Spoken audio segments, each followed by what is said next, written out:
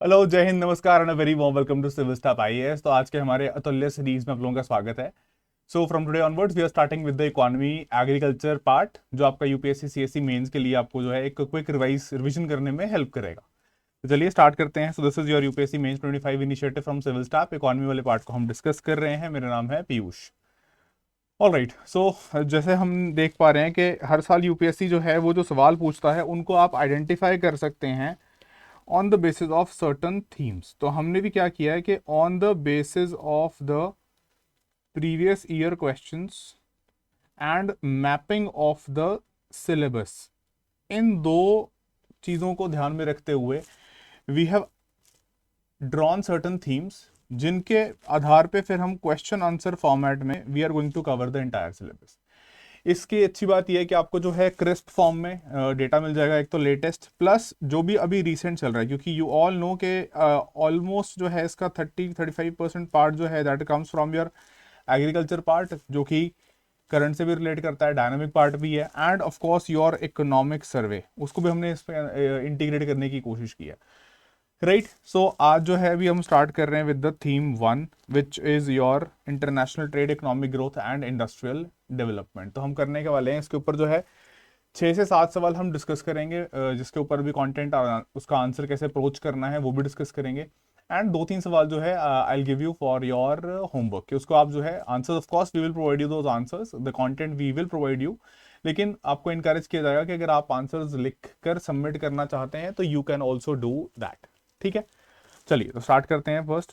अच्छा, एक बात और बिफोर वी स्टार्ट, मेन जो इसका ऑब्जेक्टिव है वो ये नहीं है कि आपको जो है कंटेंट दे दिया जाए, आपको आंसर दे दिया जाए। It is how it is more of to get you into this brainstorming thing, जो आपको वहां पे काम आने ही वाली है ना।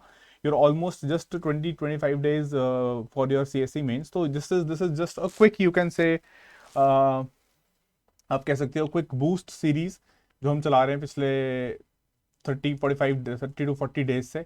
तो इसी का ये कल्मिनेशन हम कोशिश कर रहे हैं करने की before your CSC mains. Right, चलिए तो पहला सवाल देखते हैं क्या है। That says, this question says, in the wake of rising global trade uncertainties, reciprocal tariffs and shifting supply chains, critically examine how India can safeguard its export competitiveness while enhancing domestic economic resilience.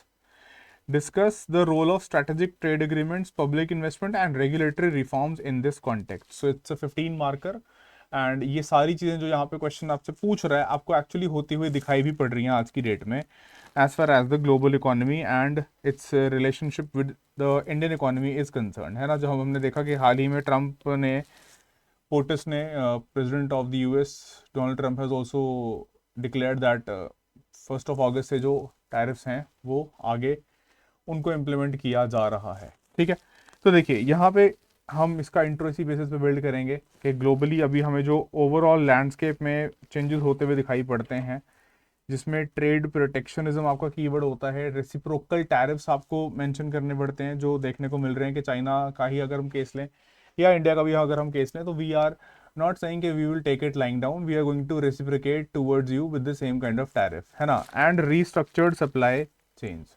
So India of course एक major trading nation है, and इसमें challenges and opportunities दोनों दिखते हैं in this shifting order in terms of global trade.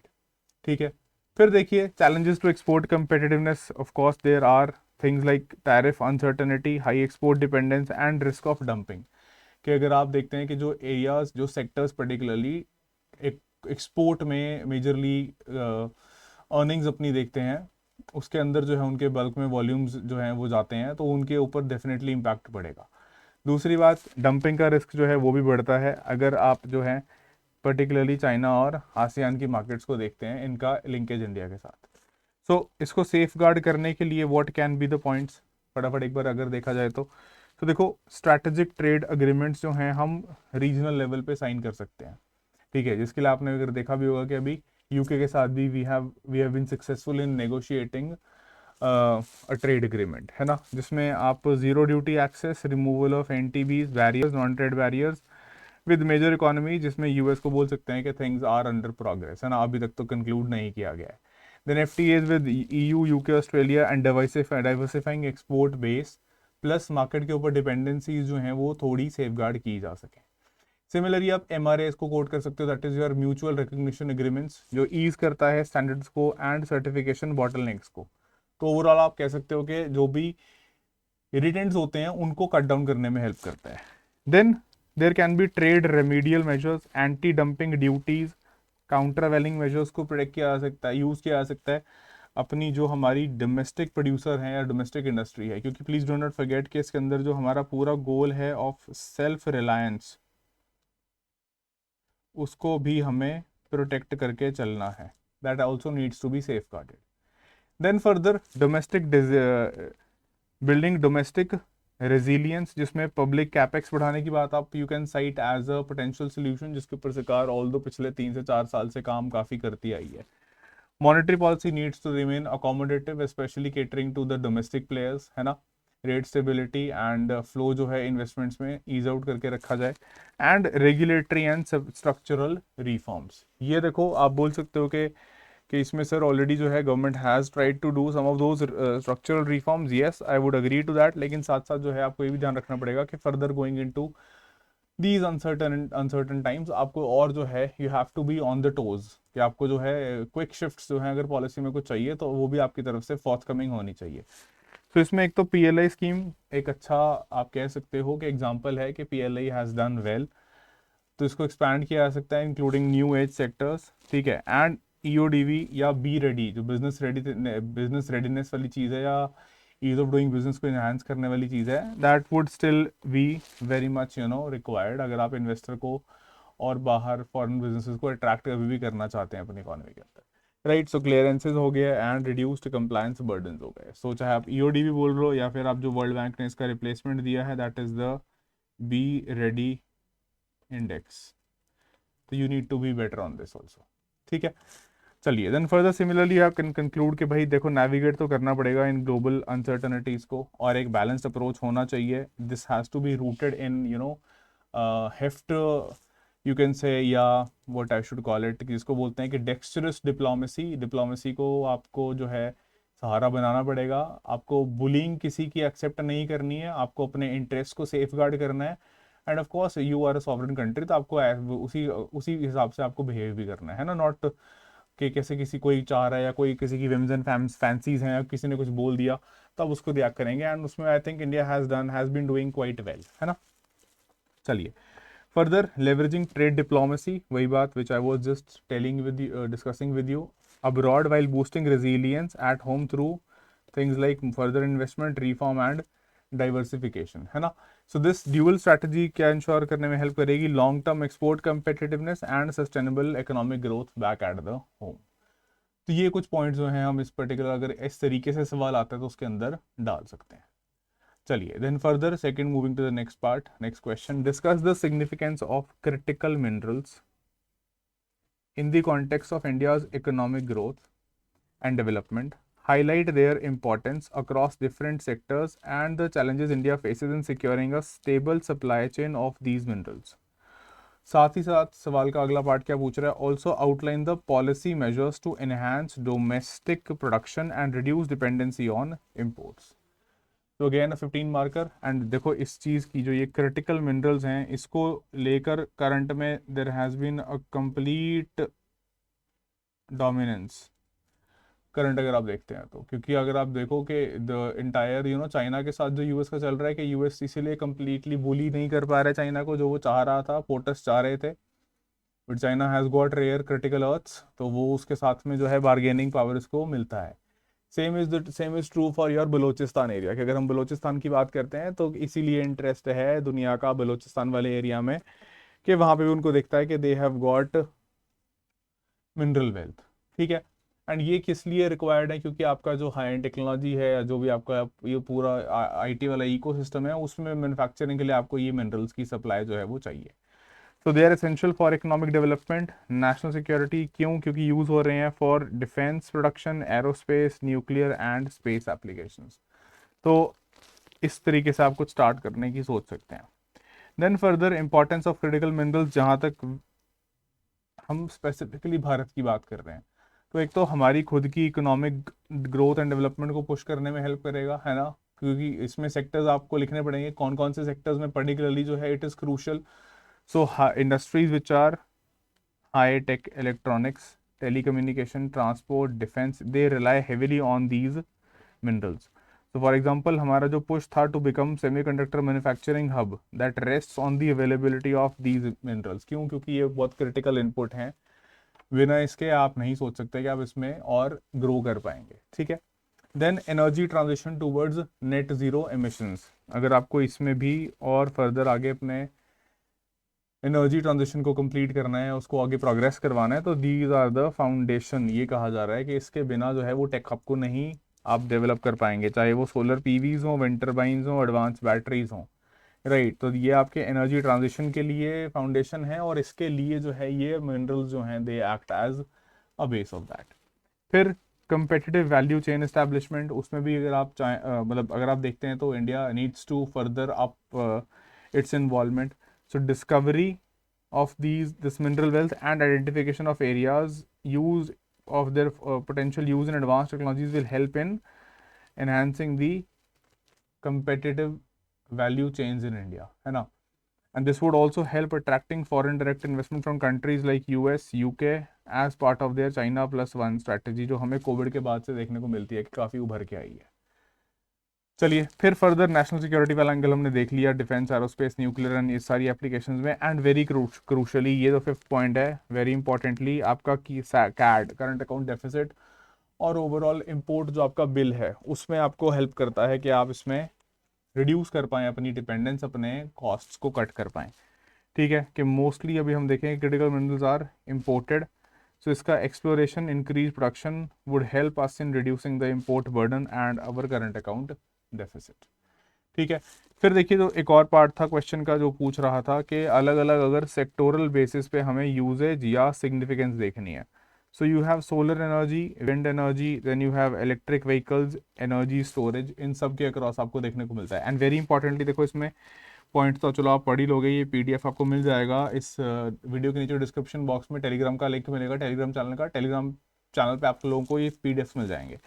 But coming back कि ये examples जो हैं ये कोट करने बहुत ज़रूरी हैं, ठीक है। ये फिगर्स फैक्ट्स जो हैं आपको कोट करने बहुत ज़रूरी हैं कि 140 गीगावाट जो है अगर हम टारगेट कर रहे हैं 2030 तक, तो वहाँ तक अचीव करने के लिए या उस तक पहुँचने के लिए जो है ये हमारे लिए ज़रूरी हो जाता है मिनरल्स, ठीक है। Similarly for electric vehicles and energy storage.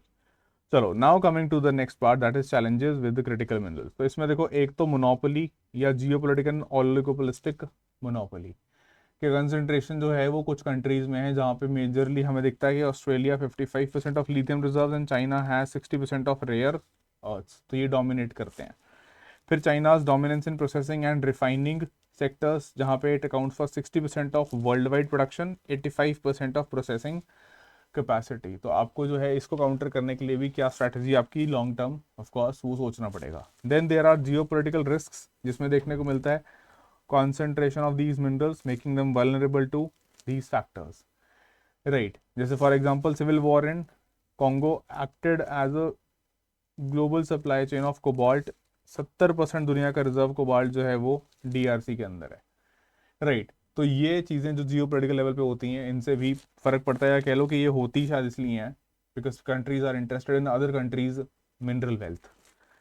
Then resource nationalism भी बढ़ावा, इसका भी बढ़ावा है कि these minerals have led to resource conflicts and increase resource nationalism and trade fragmentation, जो आपको अफ्रीका में देखने को मिलता है। देन सिमिलरली प्राइस वॉलेटिलिटी, तो unlike oil most of these are not widely traded on exchanges, अगर हम एक इकोनॉमिक पर्सपेक्टिव इसमें और ऐड करें तो, राइट। और इससे होता क्या है कि these are we are unable to hedge them against any price volatility, और वो वॉलेटिलिटी जो है वो इम्पैक्ट बहुत ज़्यादा सीवियरली कर सकती है। Further insufficient data on consumption, production and trade जो है that causes uncertainty, volatility and delays in investment, ठीक है बच्चे, ओके। फिर देखो नेक्स्ट जो है इम्पोर्ट बिल, अगर FY22 और 23 के बीच का ही हम देखें, there has been a 34% rise in import of critical minerals, जिसका टोटल बिल जो आया 91,000 करोड़। तो हमारी हैवी जो डिपेंडेंस है इंपोर्ट्स के ऊपर इन क्रिटिकल मिनरल्स को लेके, उसका भी हमें समाधान जो है सोचना ज़रूरी है। ये हमारी सेल्फ सफिशिएंसी वाली पूरी चीज़ के ऊपर एक थ्रेट की तरह एक्ट करता है। Then what you call there are environmental concerns, कि these can lead to biodiversity loss, land use change, water depletion, pollution, waste contamination and air pollution. तो ये concerns भी रहेंगे. And lastly, long gestation for alternatives, कि development of alternative sources and उसके processing capabilities, that is time taking, है ना. So it can take over 15 years, delaying self reliance. इसीलिए आप देख रहे हो कि डिपेंडेंस जो है वो ज़्यादा है. फिर सरकार के द्वारा अगर देखा जाए इनिशिएटिव्स क्या हैं, तो MMRD एक तो mines and minerals development and regulation act को अमेंड किया गया, ठीक है, जिसमें सेंट्रल गवर्नमेंट को एम्पावर किया गया to auction blocks of 30 critical minerals and permit the private sector entry through auction. देखो एक बात यहाँ समझो कि without the aid of the private sector, without their active involvement, उसमें इन्वेस्टमेंट भी है, टेक्नोलॉजी भी है एंड उनकी खुद की चलो इंटरेस्ट तो है ही है कि वो हमें चाहिए, बिना उनके इन्वॉल्वमेंट के अगर आप सोचो कि सिर्फ पब्लिक सेक्टर जो है उसके दम पे आप करोगे तो that is not going to happen. Then FDI में लिबरलाइज किया. इंस्टीट्यूशनल इनिशिएटिव्स में GSI geological survey of India initiated over 250 projects to explore deep sea critical minerals, है ना, जहाँ पे हमने स्टार्टअप लॉन्च किया, startup challenges to develop advance processing technologies. Then you have NCMM, that is national critical minerals mission in 2025 किस चीज़ के लिए, to establish robust framework for self reliance in the critical minerals. ठीक है, साथ साथ GSI को टास्क दिया गया over 1200 exploration projects from 2025 to और 2024-25 टू 2030-31, राइट. चलिए फिर इसमें आप ये कंपोनेंट्स भी लिस्ट आउट कर सकते हैं, that is increasing domestic production, developing effective funding, finances and fiscal incentive, human resource, scientific research and technological advancement, trade and markets for critical minerals, recycling and acquisition of critical minerals. ये मैंने reverse order में पढ़ दिया है ताकि आप लोग एक बार ध्यान से देख सकें. 1 2 3 4 5 6 7 पॉइंट्स इसमें हमने मेंशन करे हैं जो PIB ने से उठाया मैंने डेटा. चलिए फिर क्रिटिकल मिनरल एक्सप्लोरेशन प्रोजेक्ट्स में हमें देखने को मिल रहा है कि there has been a jump 65 से 195 बिटवीन 2020-21 से 2024-25. फिर इंटरनेशनल इनिशिएटिव्स में हमारे पास खनिज विदेश इंडिया लिमिटेड है, जिसने एग्रीमेंट किया केमन से, a state owned enterprise in Catamarca Argentina, जिसमें 15 जनवरी 2024 को लिथियम एक्सप्लोरेशन के लिए कवरिंग कितना 15,700 हेक्टेयर्स का एरिया. साथ ही साथ इसने CMO यानी critical mineral office, department of industry, science and resources, government of Australia के साथ भी एक MOU साइन किया. ठीक है, तो ये अभी वैसे तो बेबी स्टेप्स हैं बट स्टिल चलो आपको कहीं तो स्टार्ट करना ही पड़ेगा, right. So due diligence is under way for all of them, right. चलिए सो लेट्स कंक्लूड देम.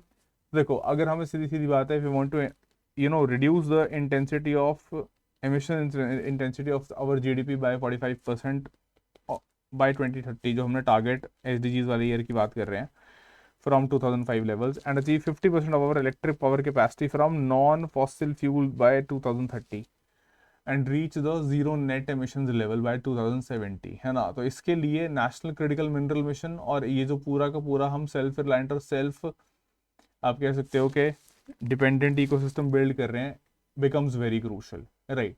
तो मेन फोकस किस पे है, boosting domestic production, encouraging private sector participation, international partnership को स्ट्रेंथन करें आप, जहाँ पे आपके स्ट्रेंथ एरियाज हैं उनके ऊपर बार्गेन करके बाकियों को कोलैबोरेशन के अंदर जो है इंगेज करें, जैसे ऑस्ट्रेलिया के साथ करने की कोशिश की जा रही है. And further streamlining regulations to ensure what, study supply of minerals essential for clean energy technologies. तो ये करना जो है हमारे लिए क्रिटिकल हो जाता है. ठीक है बच्चे, चलिए नेक्स्ट देखते हैं क्या है हमारा question. Discuss the current state of Indian startup economy, highlighting key sectors driving growth, challenges and the role of government initiatives in fostering innovation and entrepreneurship.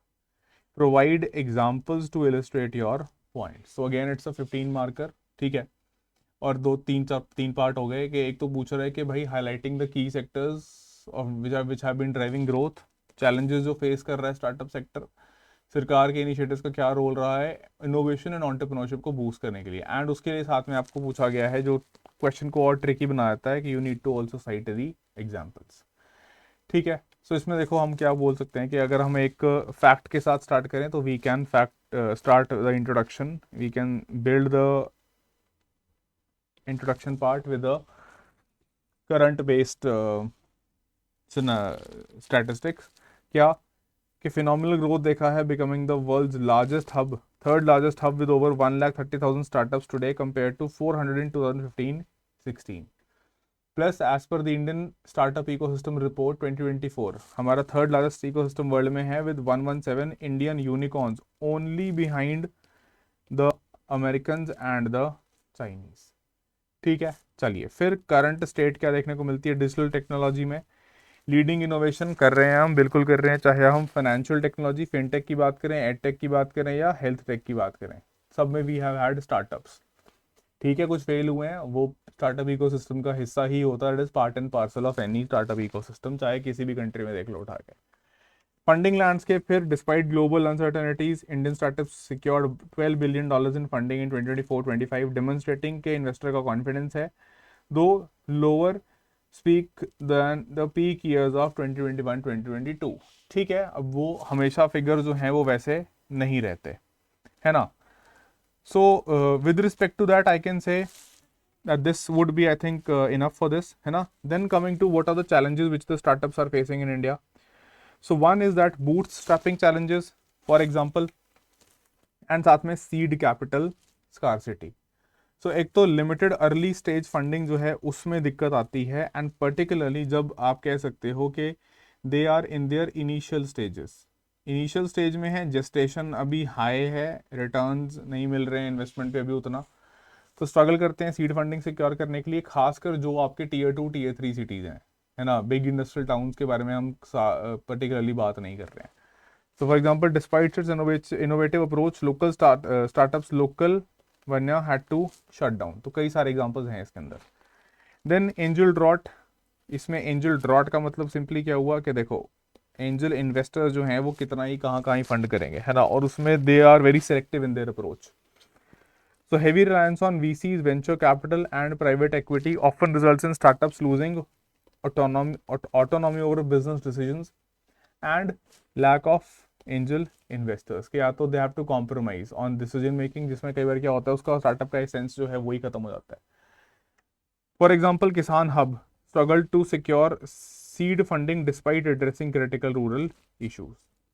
Then we can say what we call startup winter, जैसे 2023 में saw a staggering 67% drop in funding compare to the previous year, के आपको ज़रूरी नहीं है कि हर season में या हर साल आपको उतना ही फंडिंग सपोर्ट जो है वो मिलता ही जाता है। ठीक है, then there is also disproportionality in terms of, जहाँ पे e commerce accounted for 1/4 of the funding raised by the startup ecosystem. Top 3 sectors e commerce, fintech and enterprise tech accounted for 52% of the total investment poured into Indian startups. मतलब majority funding इधर जा रहा है, बाकियों के लिए फिर पैसा जो है दैट विल रिमेन स्कार्स, उनके लिए फिर फाइनेंसिंग जो है हो सकता है एक चैलेंज के तौर पे उभर के आए। ठीक है, तो ये तो हुआ पहला बूटस्ट्रैपिंग एंड सीड कैपिटल वाला जो इशू है।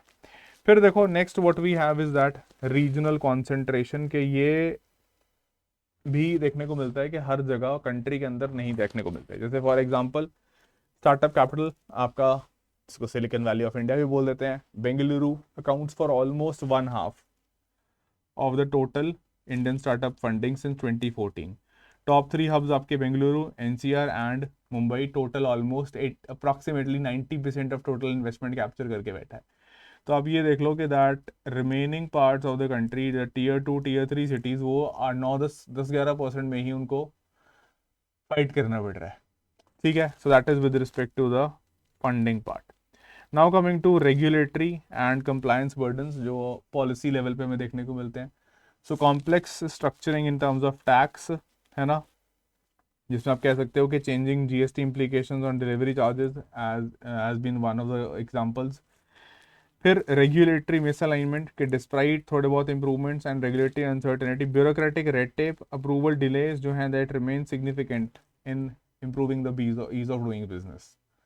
जैसे for example startups in fintech like PayU, इन्होंने faced regulatory hurdles around data localisation and KYC compliances. फिर देखो अब पैसा के साथ साथ जो है टैलेंट एक्विजिशन एंड उनका retention. So not every startup would have that kind of paying capacity, and उसके लिए फिर आप जो है अपने बेस्ट ह्यूमन रिसोर्सेज को हो सकता है रिटेन ना कर पाएँ, which would further cause a loss. So shortage of highly skilled professionals specially in niche technological areas, जैसे एआई है, ब्लॉकचेन है, डेटा साइंस है। तो यू हैव पहली बात तो बिग जायंट्स हैं जो क्या करेंगे फिर कि वो बेटर रेम्यूनरेशंस, बेटर सीटीसी ऑफर करके जो है उनको डेफिनेटली अट्रैक्ट करेंगे। देन जिसमें आप ये एग्जांपल साइड कर सकते हैं कि massive shortage of peeps skilled in advanced AI tech. Then there are also attrition rates, जैसे high competition, hiring wars for skilled employees, frequent job hopping and acting आप बोल सकते हो कि टीम स्टेबिलिटी को हैम्पर करता है। चलिए, then further innovation and tech में ये पॉइंट्स आ जाएंगे, ये सिंपल है ना, जिसको आप रीड कर लेना। Then market competition and saturation, इसमें क्या देखने को मिल रहा है, particularly over crowding. Popular sectors हमने देख रही है, food delivery, e commerce, fintech crowded हैं, ओवर क्राउडेड है, leading to price wars and unsustainable growth model, जिसमें फिर दे कोलैप्स अल्टीमेटली, जैसे जेपरी, Dunzo, food delivery startup, intense competition, Swiggy, Zomato and could not survive. फिर competitive impropriety, that is often face challenge from international established players, right, who have deep pockets and they can burn cash also. So it lacks fair competition, unfair competition उसमें आता है। and corporate governance issues, so recent mismanagement, जैसे for example we can quote Denso and Bezos, underscores the need for self regulation, transparency and ethical conduct। क्योंकि देखो आप जो हो, you are not alone in that boat, if you're that in that ship, if it is sinking, it is affecting others livelihoods also, पूरे system sector की growth को impact डालता है और उसके डेवलपमेंट प्रोस्पेक्ट्स को भी कम करता है ना।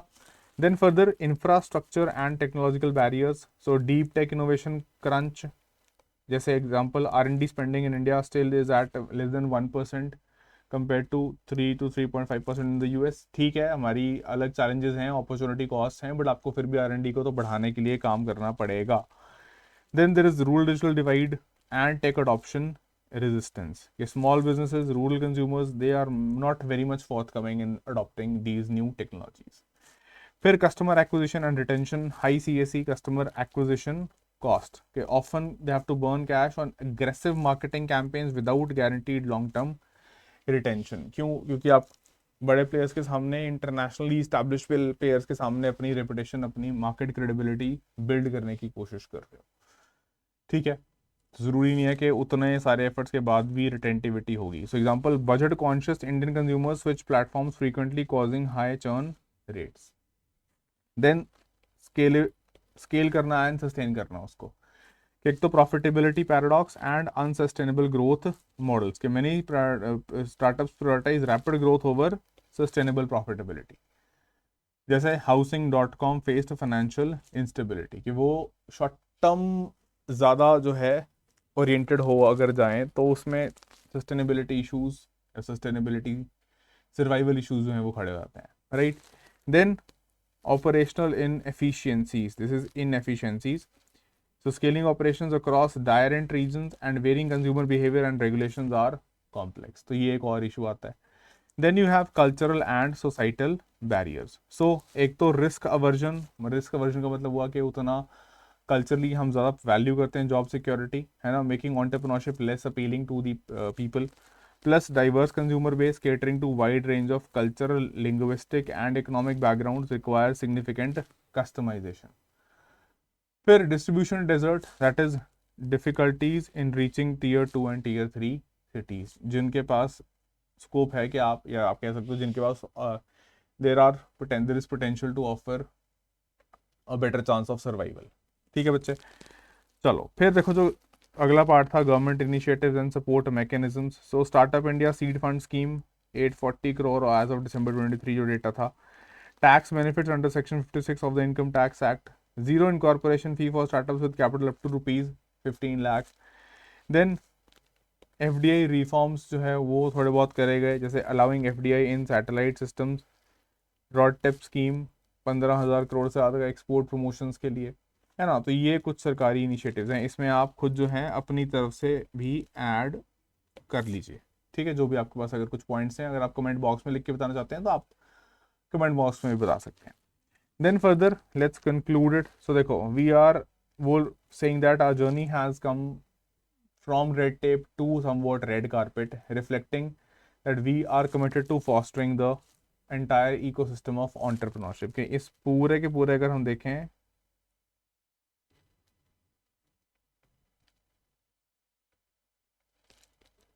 इकोसिस्टम को बिल्ड एंड बूस्ट करने में the state has been a little serious, है ना.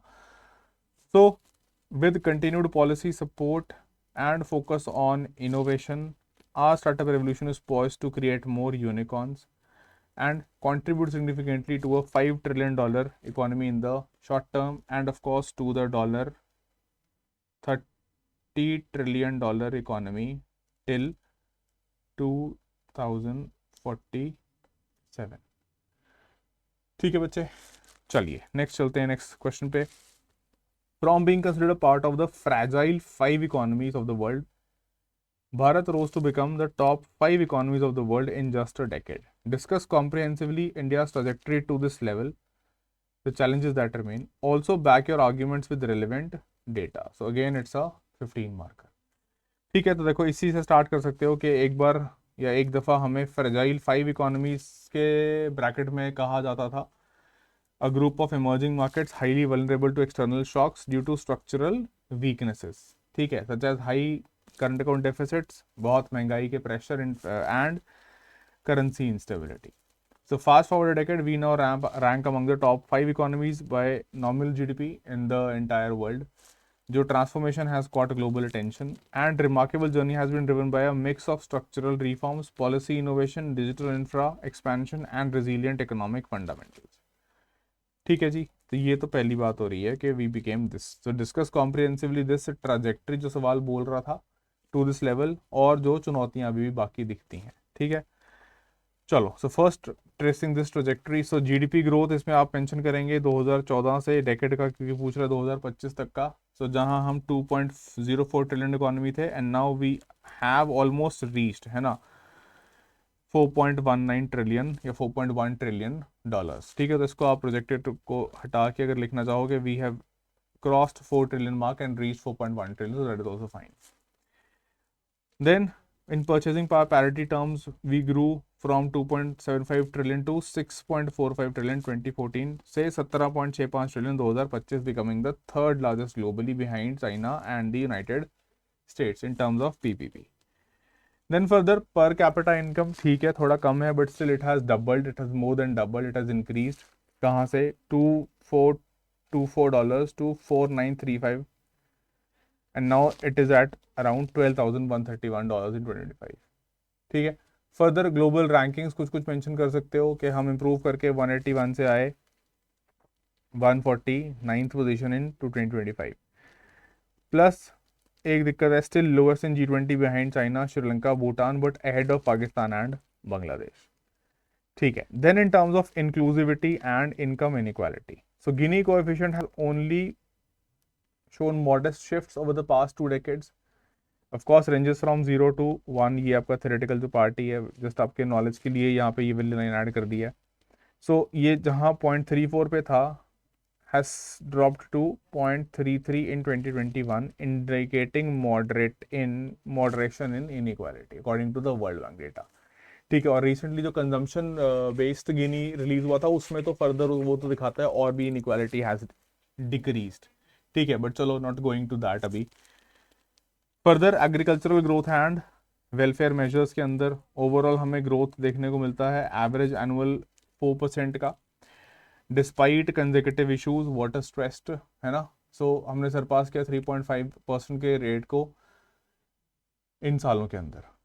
की इनिशिएटिव्स क्या क्या लिए गए? PM Kisan Samman Nidhi, almost free staple grains per family जो दिया गया, 5 kg per person per month, subsidise rural housing and near freeze on urea prices. चलिए. Then poverty reduction milestones. So we have lifted more than millions of people out of multidimensional poverty, particularly sharp reduction in extreme poverty at $3 per day from 27.1% to just 5.3% to 2022.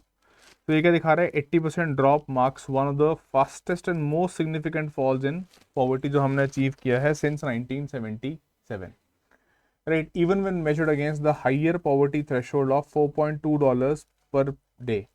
For lower middle countries, poverty has dropped from 57% to 24% by 2022, representing 60% का decline. ठीक है बच्चे, चलिए. Then subsidies को reform करने वाली बात, for sustainable inclusion. सो इसमें आप ये पॉइंट्स कोट कर सकते हैं that this FY26 food subsidy is stated to be at 2.03 lakh crore, almost free food to 800 million people despite poverty, low poverty levels. The state has been ensuring. Plus, rationalize this food subsidy by giving beneficiaries food coupons, digital wallets to buy nutritious food जिसके अंदर pulses, milks, eggs, etc. from designated stores आप सुझाव दे सकते हैं. Further, value of food coupons to the bottom of the pyramid, say 15% of the population could be rupees 700 per family per month. कि कुछ उसमें innovation हो सकती है depending upon where does the person और द फैमिली स्टैंड्स. फिर इससे फायदा क्या क्या है, एक तो लीकेजेस करप्शन के स्कोप में कमी देखने को मिल सकती है, मतलब उसके लिए स्कोप कम रहेगा particularly. Diversify their diet, promote nutrition and diversify production basket. Further fertiliser subsidy और उसके अंदर कुछ जो रिफॉर्म्स आप सुझाव दे सकते हैं. तो सिमिलर रैशनलाइजेशन जो ऊपर हम बोल के आए can be done, claiming another 1.56 lakh crore in FY26 25-26 में.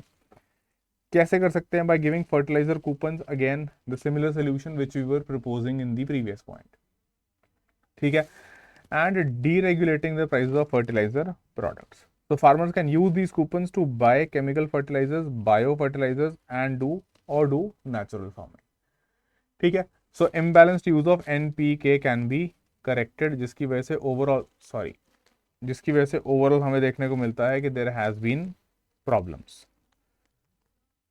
Alright, so हम कहाँ पे थे? Yeah, we had discussed this. ठीक है. To buy all of these things. So we were discussing this particular part. चलिए. Then further, what are the challenges which still remain? So government would need to identify these tenant farmers.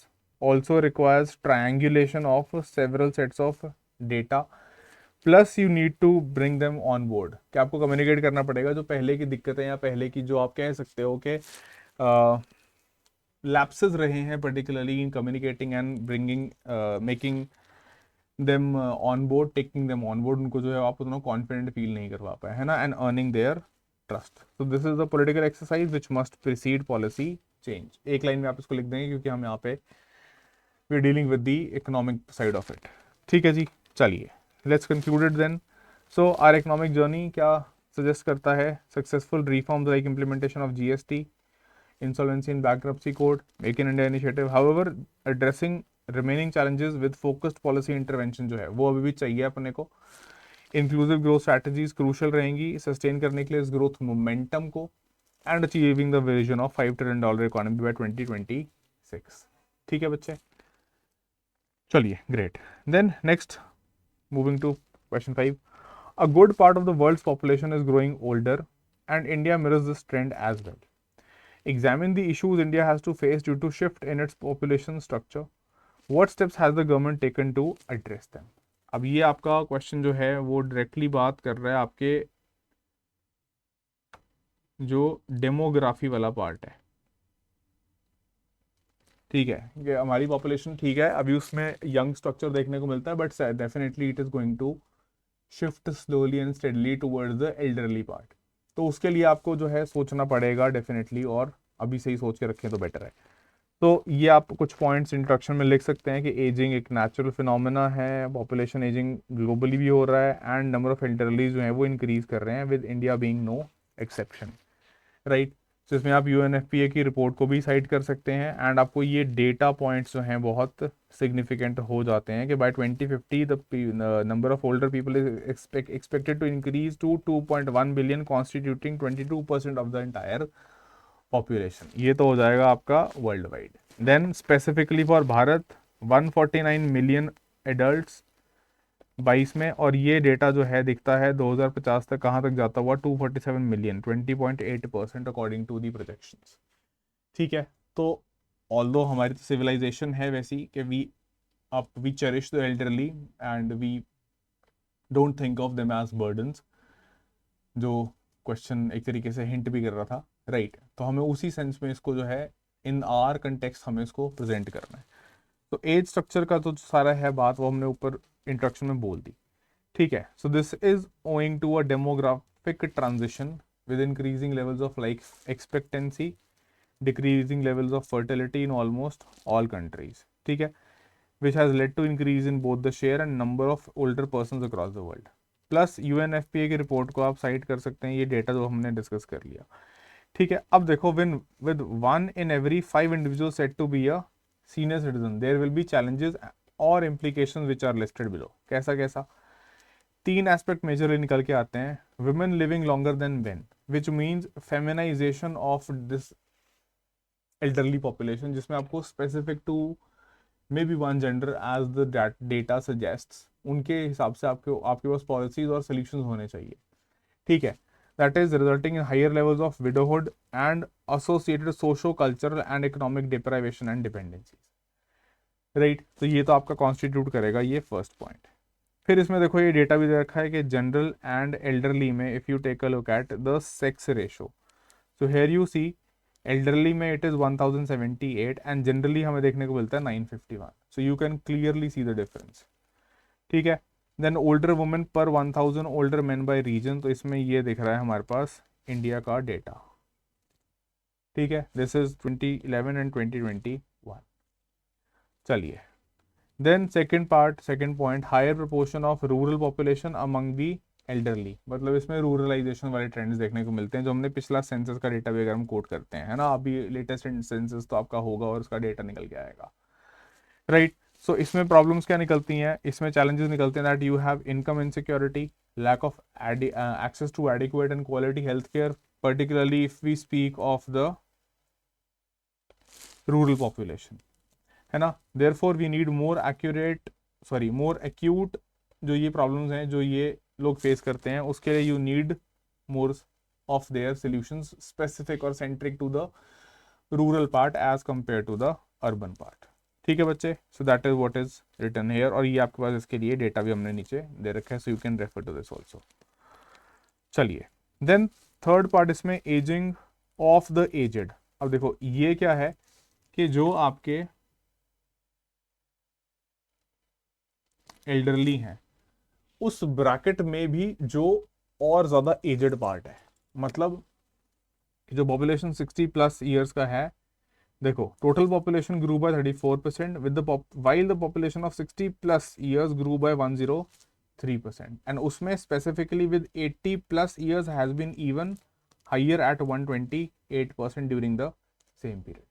तो आपको इनके specific policy programmes भी सोचने पड़ेंगे, है ना। That is focusing specially on the needs of the very old ones, ठीक है। फिर इस रिगार्ड में तीन प्रायोरिटी एरियाज हम बोल सकते हैं, citing the MIPAA that is Madrid International Plan of Action on Ageing, ठीक है। That is mainstreaming ageing in public policy, health and wellbeing among the elderly and enabling a supportive environment, पूरा का पूरा supportive environment चाहिए आपको, ठीक है।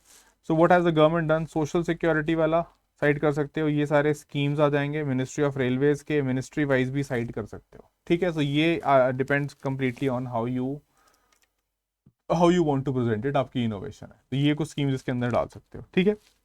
चलो देन जैसे कि 2020-30 को हम बोल रहे हैं decade of healthy ageing, so it further underscores that compare caring for elderlies requires a whole of society approach, right, and they have been revered as next to the almighty, so you can cite these points and build a conclusion for this question, ठीक है बच्चे। चलो next 6 देखते हैं, फिर बाकी जो है आपको हम दे देंगे to write and send across to us on the email जो हमने यहाँ पे साइट कर रखा है civilstaff22@gmail.com। ऑल राइट, 6 क्वेश्चन क्या बोल रहे हैं, recognizing the need to switch from the take make dispose to reduce, reuse, recycle model, India prioritized resource efficiency and circular economy as one of the core themes for its developmental strategies. Explain the theme and initiatives taken to further it. ठीक है. Now this is a 10 marker, अगर specified ना दिखे तो समझ जाना कि 15 marker नहीं है, 10 मार्कर है। ठीक है, तो देखो यहाँ पे टाइम एंड टेस्टेड जो आपका डेफिनेशनल वाला इंट्रो हो सकता है, उससे बिल्ड करना चाहो तो कर सकते हो, just citing what is circular economy, right, not going into that कि इसमें आप प्रोडक्शन कंजम्पशन में एग्जिस्टिंग रिसोर्सेज को इन्वॉल्व कर रहे हो एज कम्पेयर टू कि आप नए रिसोर्सेज को जो है पुल करके लेके आओ। So repair, refurbish and recycle.